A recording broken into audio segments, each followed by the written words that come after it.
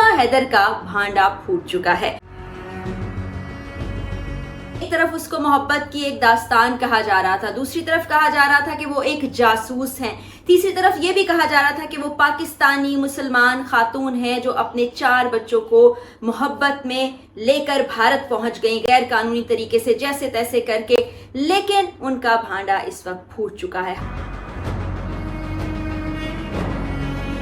ऐसा कौन सा कारनामा है जो सीमा और सचिन ने अंजाम दिया है? दुबई के रास्ते शारजा जाती हैं, शारजा से नेपाल जाती हैं, नेपाल सचिन भी आ जाता है और वहां से दोनों एक जोड़े की सूरत में भारत दाखिल हो जाते हैं गैर कानूनी तौर पर। अस्सलाम वालेकुम जी, एक बार फिर आपकी खिदमत में हाजिर हूँ उसी दुआ और उम्मीद के साथ कि आप सब जहाँ कहीं हों बिल्कुल खैर खैरियत से हों, अपने घर वालों के साथ, प्यारों के साथ खुशबाश अंदाज में अपनी जिंदगी को गुजार रहे हों। आज मैं आपसे बात करने वाली हूँ सीमा हैदर के मुतालिक। सीमा हैदर का भांडा फूट चुका है। सीमा हैदर की खबरों को लेकर पाकिस्तान और इंडिया में बड़ा वावेला किया जा रहा था, कयास आराइयाँ की जा रही थी, बहुत सी कहानियां गढ़ी जा रही थी। एक तरफ उसको मोहब्बत की एक दास्तान कहा जा रहा था, दूसरी तरफ कहा जा रहा था कि वो एक जासूस हैं, तीसरी तरफ ये भी कहा जा रहा था कि वो पाकिस्तानी मुसलमान खातून हैं जो अपने 4 बच्चों को मोहब्बत में लेकर भारत पहुंच गई गैर कानूनी तरीके से, जैसे तैसे करके, लेकिन उनका भांडा इस वक्त फूट चुका है। हकीकत क्या है वो समझना मुश्किल नहीं है। आप तमाम लोग भी आज की वीडियो जब देखेंगे तो आपको भी अपने बहुत से सवालात के जवाबात मिल जाएंगे और आप सोचने पर मजबूर हो जाएंगे कि भारत में इतनी ज्यादा इस वाक़े को हाइप क्यों दी गई, क्यों लोग धड़ाधड़ जा रहे हैं, मिलना चाह रहे हैं सीमा से। ऐसा कौन सा कारनामा है जो सीमा और सचिन ने अंजाम दिया है? तो सबसे पहले कहानी का थोड़ा सा बैकग्राउंड बताती हूँ, फिर आपको वो वीडियो दिखानी है जिस वीडियो से आपको सबूत मिलेंगे, पता चलेगा कि असल कहानी क्या थी। जनाब, तमाम लोग आप वाकिफ ही हैं कि सीमा सचिन की मोहब्बत में गिरफ्तार होती हैं, उनसे लड़का कम उम्र भी है, पबजी पर खेल खेलते खेलते वो मोहब्बत में तब्दील हो जाता है, नंबर एक्सचेंज हो जाते हैं, एक दूसरे से बातचीत का सिलसिला शुरू हो जाता है, अपने शौहर से नाला होती हैं सीमा। शौहर वो जो मुल्क से बाहर मौजूद है, वो कहती है कि बच्चों को सिवाय पैसे भेजने के उनका कोई काम नहीं, वो मुझसे लड़ता झगड़ता है, बदतहजीबी बदतमीजी का मुजाहरा करता है। इसी दौरान सचिन उससे प्यार मोहब्बत की बातें करता है और ये प्यार मोहब्बत इतना बढ़ जाता है कि वो पाकिस्तान से शारजा पहुंचती हैं, वहां जाकर शादी कर लेती हैं सचिन से। उसके बाद दोबारा पाकिस्तान वापस आ जाती हैं और उनका दिल यहां सचिन के बगैर नहीं लगता। फिर फैसला ये होता है कि वो अपने 4 बच्चों को साथ लेकर सचिन के पास भारत चली जाएंगी। अब भारत डायरेक्ट नहीं जा सकती, दुबई के रास्ते शारजा जाती हैं, शारजा से नेपाल जाती हैं, नेपाल सचिन भी आ जाता है और वहां से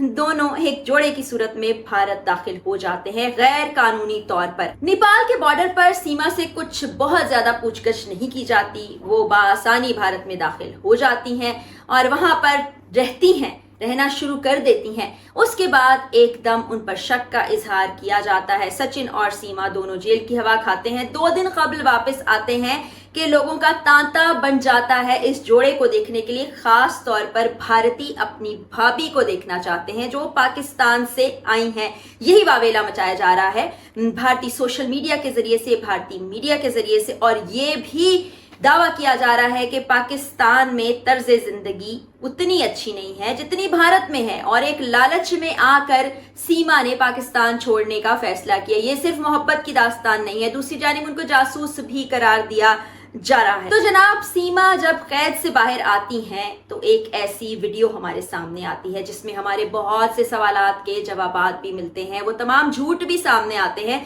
जो कि मुख्तलिफ प्लेटफॉर्म्स पर हमें दिखाए गए। सीमा का एक शनाख्ती कार्ड गर्दिश कर रहा है जिसमें उसकी उम्र का तयन किया जा सकता है। फिर वो कहती है मैं 27 साल पाकिस्तान रही, आईडी कार्ड मेल नहीं खाता उनकी बात से, ये पहला झूठ। फिर वो 4 बच्चों की मां है, 2014 में उनकी शादी हुई, यानी कि 14 साल की उम्र में शादी हो गई थी। अगले चंद सालों में उनके 4 बच्चे भी हो गए। ये भी नामुमकिन सी बात लगती है, यानी कि ये भी एक सफेद झूठ है। उसके बाद उस इंटरव्यू में आप देखें कि इंटरव्यू करने वाला शख्स उनसे सवाल करता है, जिस लहजे में इंटरव्यू करने वाला शख्स बात कर रहा है बिल्कुल उसी लहजे में सीमा भी जवाब दे रही हैं।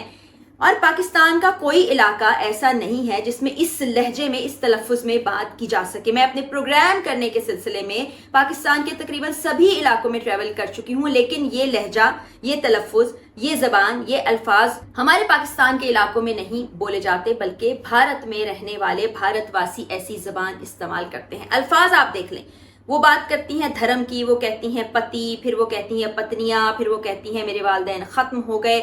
اس طرح کے الفاظ پاکستان میں ادا نہیں کیے جاتے. میاں بیوی کہا جاتا ہے, شوہر بیوی کہا جاتا ہے, بیگم کہا جاتا ہے, پتی پتنی کے لفظ کہیں استعمال نہیں کیے جاتے. پھر انٹرویور ان سے سوال کرتا ہے کہ آپ نماز پڑھتی ہیں؟ انہوں نے کہا جی رمضان میں نماز پڑھی تھی, ورنہ ہم نماز نہیں پڑھتے. پھر ان سے نماز کے بارے میں سوال ہوتا ہے تو وہ فجر کے بعد آگے مغرب کا ذکر کرتی ہیں, ظہر عصر بیچ میں سے ان کو یاد ہی نہیں ہے. پھر عشاء کی بات وہ پوچھنا چاہتا ہے انٹرویور, کہتا ہے فجر سے پہلے کون سی نماز ہوتی ہے, تو وہ ان کو یاد نہیں ہوتا.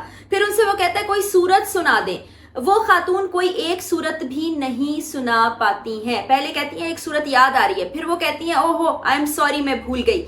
اس سے ان کا بھانڈا پھوٹ جاتا ہے کہ وہ خاتون کبھی مسلمان تھی ہی نہیں, کیونکہ اگر مسلمان کوئی خاتون یا مرد یا بچہ بھی ہوگا تو اس کو اور کچھ نہیں کلمہ طیبہ آتا ہوگا, اور کچھ نہیں دین کے ارکان آتے ہوں گے. اگر اس کو بہت بڑی بڑی صورتیں اور آیات یاد نہیں تو مختصر صورتیں جو نماز کے دوران ہم ادا کرتے ہیں وہ سامنے آتی ہیں, وہ سنا سکتے ہیں.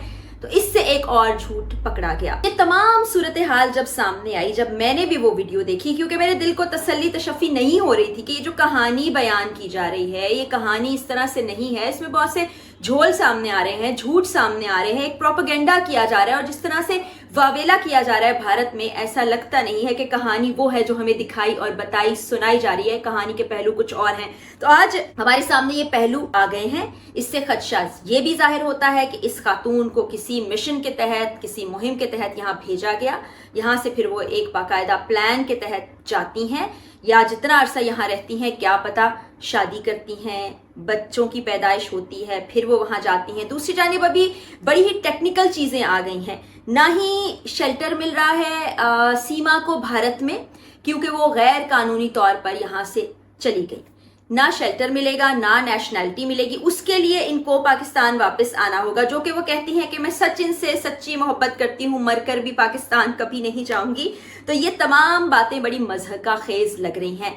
مسلمان مذہب سے تعلق رکھنے والی خاتون کو مسلمان ہونے کے ناطے جن چیزوں کا پتہ ہونا چاہیے ان کے بارے میں وہ بالکل لا علم ہیں, ان کو کچھ نہیں پتا. پھر ہم دیکھ رہے ہیں کہ ایک خاتون جو کہ ایک بڑی ہمبل بیک گراؤنڈ سے تعلق رکھتی ہیں, وہ کس طرح سے پاسپورٹ بنوا کے, ویزاز حاصل کر کے, ٹریول کر کے چلی جاتی ہیں ایک مرتبہ دبئی, پھر اس کے بعد واپس آتی ہیں, 4 بچوں کو چھوڑ کے جاتی ہیں. کیسے ہوا ہوگا یہ بھی ایک سوال اٹھاتا ہے. پھر وہ دوبارہ 4 بچوں کو لے کر جاتی ہیں, بآسانی پہنچ جاتی ہیں. نیپال کی سرحد پر جب ان سے سوال جواب کیے جاتے ہیں جن کا وہ تسلی بخش جواب نہیں دیتی, پھر بھی ان کو بھارت میں داخل ہونے دیا جاتا ہے. تو یہ تمام چیزیں اتنی آسان نہیں ہیں, یہ گتھی اس آسانی سے سلجھنے والی نہیں ہے. ابھی اور بھی پہلو سامنے آئیں گے.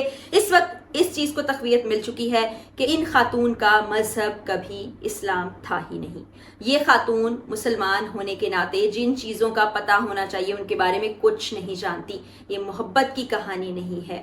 انڈیا جس طرح اس پر شور مچا رہا ہے, یہ کہانی کچھ اور ہے. کچھ اور انویسٹیگیشن بھی کریں گے اور پہلو بھی آپ کے سامنے لے کر آئیں گے. لیکن آج کی ویڈیو سے وہ تمام خدشات, وہ تمام سوالات جو ہم تمام لوگوں کے ذہنوں میں آ رہے تھے, بہت سے سوالوں کے جوابات مل گئے ہیں, بہت سے خدشات رد ہو گئے ہیں. مجھے اجازت دیجیے, اگلی ویڈیو میں پھر ملاقات ہوگی. جاتے جاتے وہی دعا کہ اللہ تعالی ہمارے پیارے پاکستان اور ہم سب پاکستانیوں کا حامی و ناصر ہو. اللہ حافظ.